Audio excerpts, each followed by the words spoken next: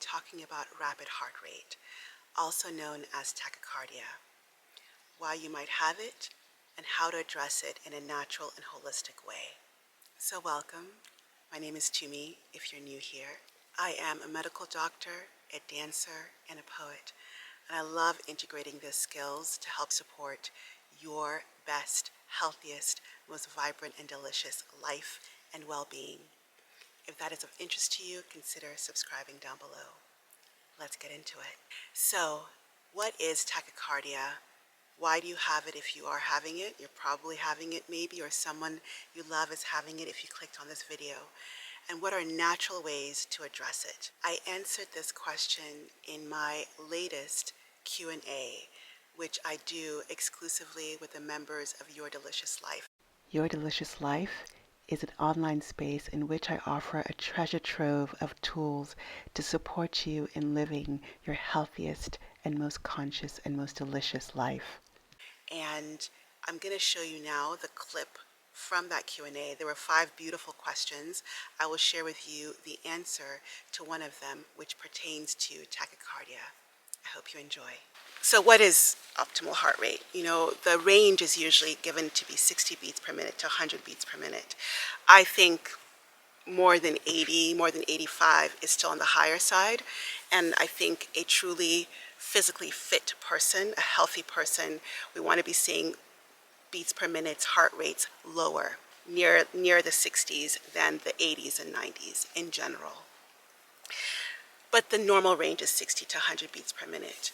And what I want to say immediately off the bat is that if you're having higher than normal optimal heart rate, it is really important to see what the underlying reason is.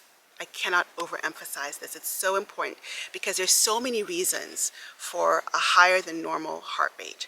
Some of them include dehydration, very common one. Another one is hypertension, high blood pressure. Another one that's actually often underdiagnosed is thyroid issues. Hyperthyroidism can cause high heart rate. Another one that's also quite underdiagnosed is food intolerances. So you're often eating foods that are causing inflammation and a cortisol response, causing the heart rate to go up. Caffeine, too much caffeine, and that can be different for different people. Some people are very, very sensitive to caffeine. Alcohol can do it. Anxiety and stress can definitely do it. Anemia. So I just named, I think, about 8 pretty common causes, and that's actually with just sinus tachycardia. That means that your rhythm is normal. That's not even getting into abnormal rhythms, which people can have often. So it's so important to get the actual diagnosis for why you're having this in the first place before then healing it in a holistic way. So to do that, to get a diagnosis, I recommend getting an EKG, an electrocardiogram, just to make sure your rhythm is normal.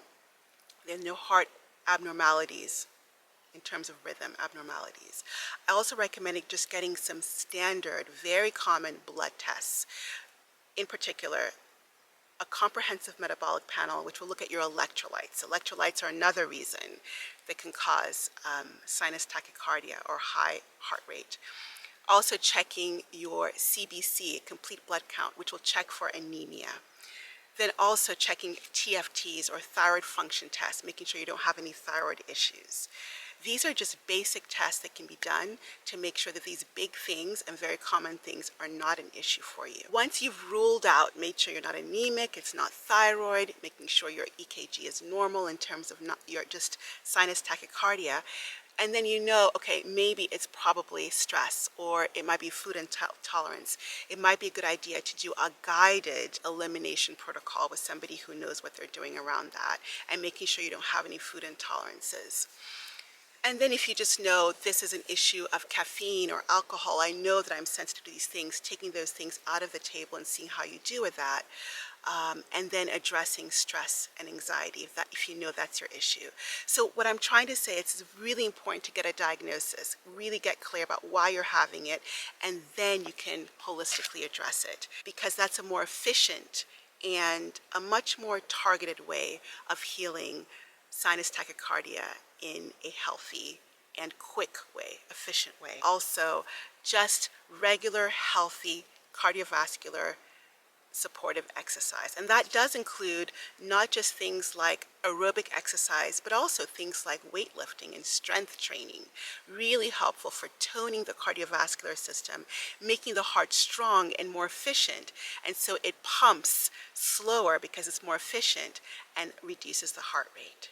So that's a lot of things to think about, but I think it gives you a stepwise approach to healthily and holistically managing a high heart rate. I hope you enjoyed that and that it's of deep support to you. If you liked that answer or you enjoyed what I shared, please give this video a thumbs up. It definitely helps this knowledge get further. Share it with anyone you think might benefit. If you're interested in doing work with me one-on-one, you can click on the link below in the description box to set up a free 15-minute conversation with me to talk about how I could be of service to you. I'll also leave a link down to Your Delicious Life in case you're wanting to come over and check that space out. I send you so much love wherever in the world you are. Take care.